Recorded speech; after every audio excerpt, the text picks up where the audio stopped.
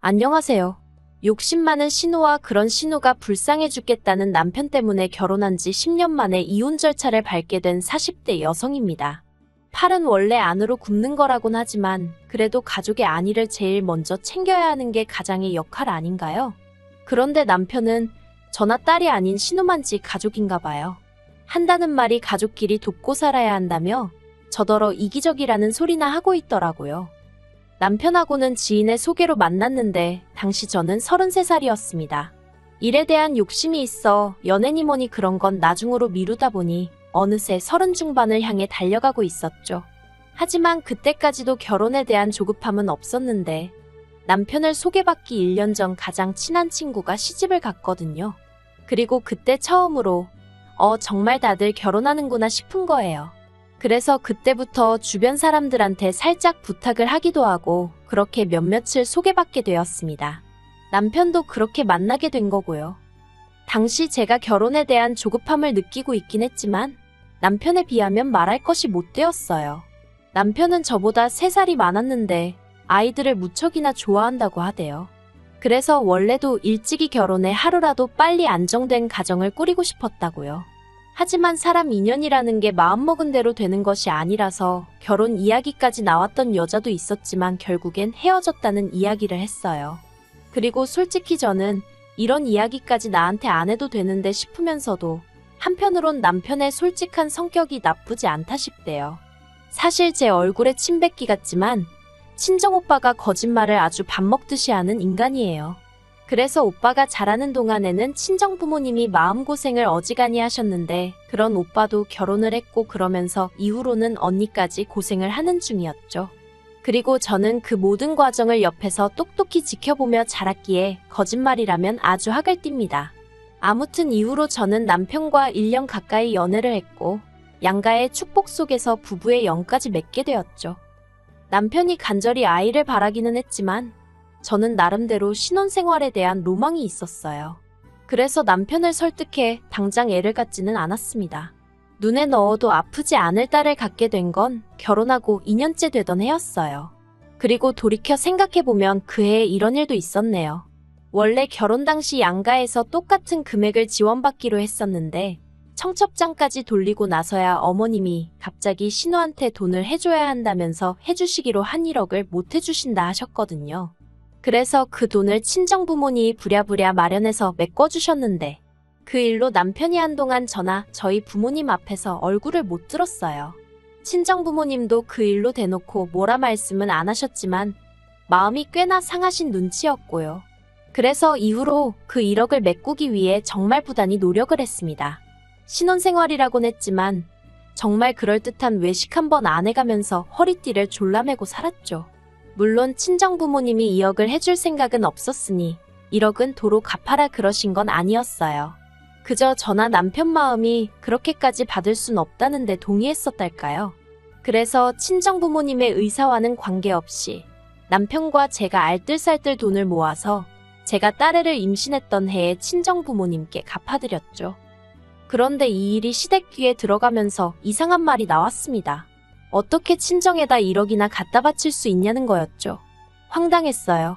주시기로 하신 돈을 안 주셔서 남편과 제가 공경에 처할 뻔했던 걸 뻔히 아시면서 어떻게 그건 쏙 빼놓고 결과만 놓고 말씀을 하시나 싶어서요. 그래서 혹시나 오해가 있는 건가 싶어 어머님 아버님 그리고 신우까지 다 모인 자리에서 하나하나 차근차근 다시 설명을 했는데 어머님이 하신다는 말씀이 친정에서 그 돈을 기어이 내놓으라 하더냐는 거예요. 마치 저희 친정부모님이 닥달을 했냐는 식으로 물어보시면서 말해요. 놀란 제가 절대로 그렇지 않았다고 했어요. 실제로 친정부모님은 그 돈을 받으실 생각을 하지도 않으셨고 오히려 그 돈 때문에 저희가 한창 행복해야 할 신혼의 고생을 한다고 마음 아파하셨다고요. 그러자 어머님이 그러면 제가 이상한 거랍니다. 상대가 달라지도 않는데 기어이 돈을 모아서 앵겨줬으니 그건 제가 친정에 갖다 주고 싶은 마음이 있어서 그런 거라면서요. 그리고는 그게 만약 시댁에서 준 그러니까 어머님이 주신 돈이었어도 기어이 그렇게 줬겠냐며 빈정거리시대요. 황당했죠. 친정에서 1억, 시댁에서 1억을 해주자고 상견례 자리에서 얘기가 된 거였거든요. 남편이나 저나 1억을 달라고 한 적도 없었고 오히려 어머님이 요새 남자 쪽에서만 집을 해오는 일이 어딨냐 하시며 그러지 말고 양가에서 1억씩 해주자. 먼저 얘길 꺼내셨는데요. 그런데 이제 와서는 저를 친정에 퍼주지 못해 안달난 액수로 몰고 가시더라니까요.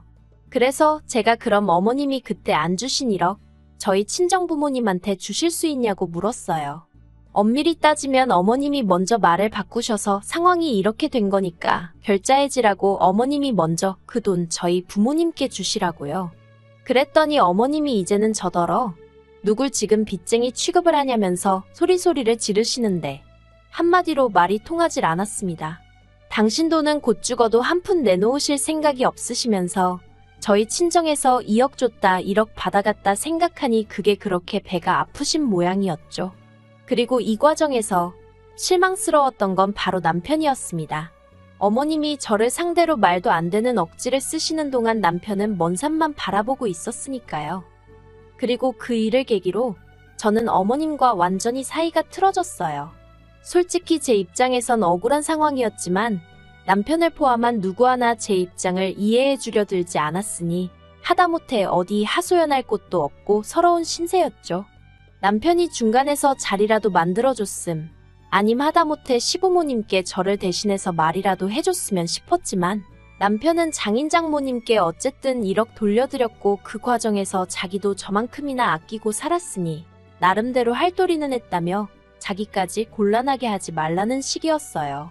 그리고 한 번은 정말 너무 화가 나서 처음부터 어머님이 약속만 지켜주셨으면 이럴 일은 없었을 거 아니냐니까 저더러 그렇게 맨날 지나간 일 끄집어내고 따지고 들면 한도 끝도 없는데 그러고 싶냐며 오히려 저한테 무안을 주기까지 했죠. 그래서 이후로는 남편도 믿을 만한 사람이 못 되는구나. 거짓말만 안 한다고 만사 오케이가 아니구나. 별 생각이 다 들면서 의지하고 싶은 생각이 쏙 사라지대요. 하지만 이미 남편과 제 사이에는 애가 있었고 그래서 그냥 애 아빠다 생각하고 살자고 마음을 먹었어요. 물론 제가 스스로 그렇게 마음을 먹었음에도 불구하고 속상한 때가 왜 없었겠어요. 비록 제가 남편을 운명의 상대라기보다는 좋은 남편감으로 생각하고 결혼을 결심하긴 했었지만 남편은 제가 좋아 죽겠다고 했었거든요. 저 없이는 못 살겠다고요. 그렇게 정말 하늘의 별도 달도 따다주네 하던 인간이었는데 저렇게 달라질 수가 있나 싶은 게 그럴 때는 정말 내가 못하러 결혼을 했나 하는 생각도 들고 회의감이 장난이 아니었어요. 하지만 그때마다 애를 생각하면서 마음을 다잡고 버틴 거죠. 하지만 그렇게 버텨온 지난 세월이 무색하게 결국 남편과 이혼을 결심하게 되었습니다. 남편에게는 위로 2살 많은 신우가 있어요. 신우는 저희보다 일찍 결혼하여 애도 2이나 있고요. 아무튼 그런 신우가 몇 년 전 한창 부동산 시정이 호황일 때 학군 좋은 지역에 오피스텔을 2개나 분양받아 놨었거든요. 그리고 그 소식을 들었을 땐 솔직히 대단하다 싶고 부럽기도 하고 그랬어요. 저희는 살고 있는 아파트 하나가 전부였으니까요. 아무튼 그런데 문제는 얼마 전이었어요. 신우 생일이고 해서 밥이나 먹자 하여 신우네 부부랑 저희 부부만 따로 만났는데 신우 표정이 영 안 좋더라고요.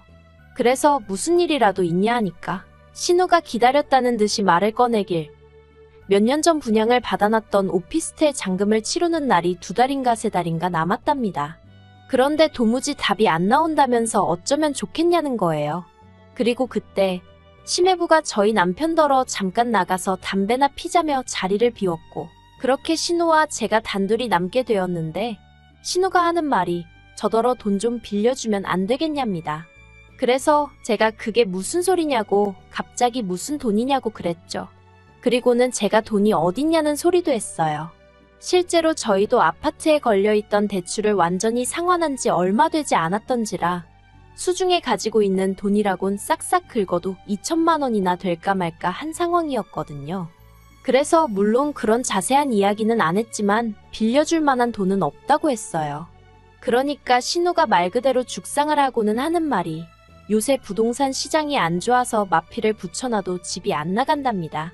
그리고 분양을 받을 때 넣었던 계약금도 대출이었다며 자기 정말 너무 힘들다고 하소연을 하더라고요.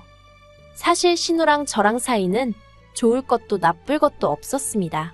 제가 어머님과 사이가 안 좋았던 건 맞지만 그래도 신우는 딱히 어머님 입장을 대변하려 든다거나 그런 건 없었어요. 오히려 한편으로는 저희가 결혼하던 시기에 자기가 돈을 빌려가면서 일이 이렇게 됐나 싶다고 미안하다 한 적도 있었죠. 하지만 그렇다고 또 뭐 얼마나 가깝게 지낼 만한 계기가 있었던 건 아니에요. 실제로 신우랑 남편도 죽고 못 사는 남매 사이는 아니었고요. 하지만 그런 거 저런 거 다 떠나서 어쨌든 가족 간의 형제 간의 돈 거래에서 좋을 게 없다는 건 제가 이미 오래전에 직접 겪어봤잖아요. 그러니 빌려줄 능력도 안 됐지만 능력이 됐어도 해주고 싶은 마음이 없었죠. 그래서 신우한테는 사정이 딱한 것도 알겠고 이해는 되는데 정말 돈이 없다고 했네요. 그랬더니 신우가 한다는 말이 그러지 말고 아파트를 담보로 다시 한번 대출 좀 받아달랍니다. 저희가 대출 얼마 전에 다 갚은 건 들어서 알고 있다면서 그러니까 지금 다시 대출 받을 수 있지 않냐면서요. 그리고는 자기네 그 오피스텔 잔금 못 치르면 계약금도 다 날아가는데 그 돈이 7천이 넘는다며 자기들 그럼 진짜 큰일 난다나요. 그래서 제가 도대체 얼마나 필요한 거냐니까?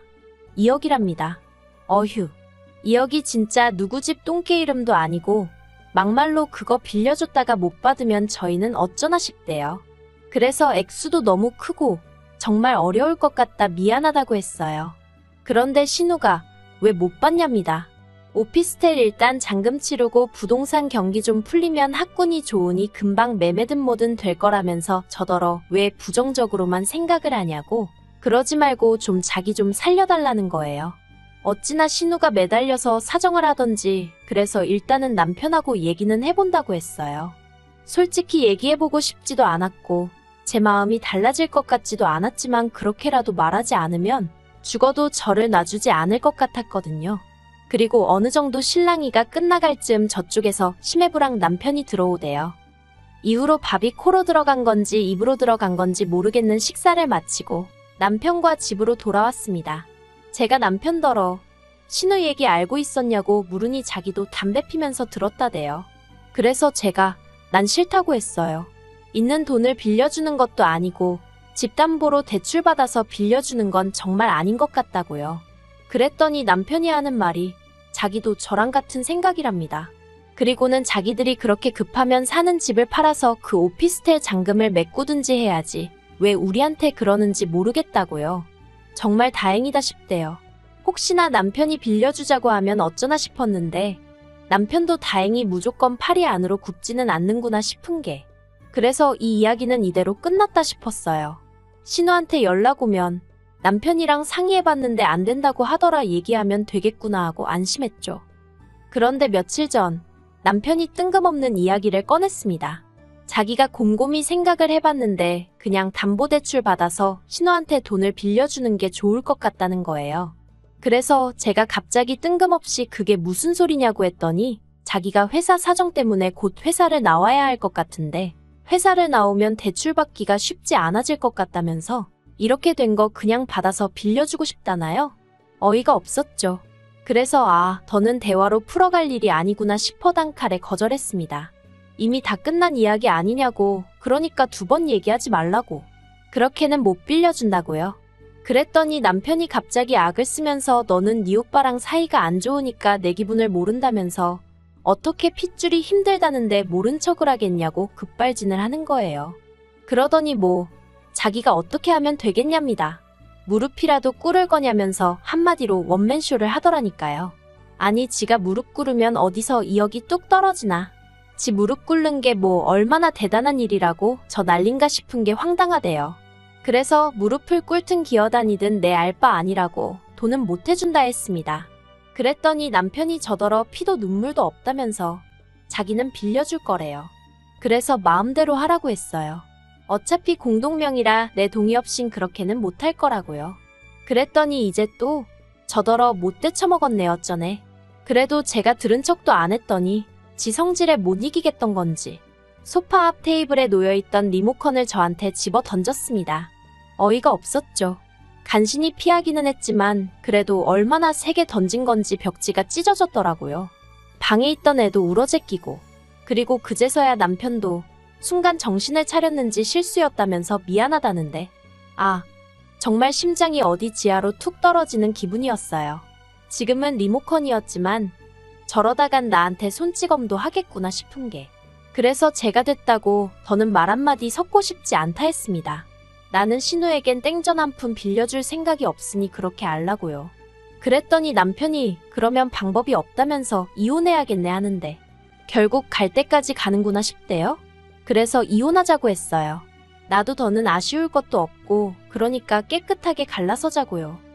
그리고 신우는 옆에서 보고 듣는데 저게 정말 눈안가 싶은 게 지 때문에 동생네 부부가 이혼을 하게 생겼는데도 오로지 관심사는 언제 저희 아파트가 팔리나 그것뿐이대요. 하루라도 빨리 팔려야 자기네 잔금을 치룰 수 있으니까 그랬던 거겠죠. 한편 이 상황을 알게 되신 저희 친정부모님께서 저희 남편더러 아주 괘씸하고 생각 없는 놈이라며 저더러 그 2억 해줄 테니 아파트명에 가지고 오라셨어요. 하지만 솔직히 저는 아쉬울 게 없거든요. 신혼애가 잔금을 제때 치르던지 말던지 제 알바도 아니고 남편과 협의 이혼을 못하면 소송을 해서라도 할 생각이니까요. 그리고 무엇보다도 친정부모님이야 저희 사는 아파트가 앞으로 좀 오를 수도 있으니 제 명의로 두라는 말씀이셨지만 저는 이제 그 집에 미련이 없어요. 그저 빨리 팔아서 정리나 하고 싶고 어디가 됐든 아이와 함께 새 출발을 하고 싶은 마음뿐입니다.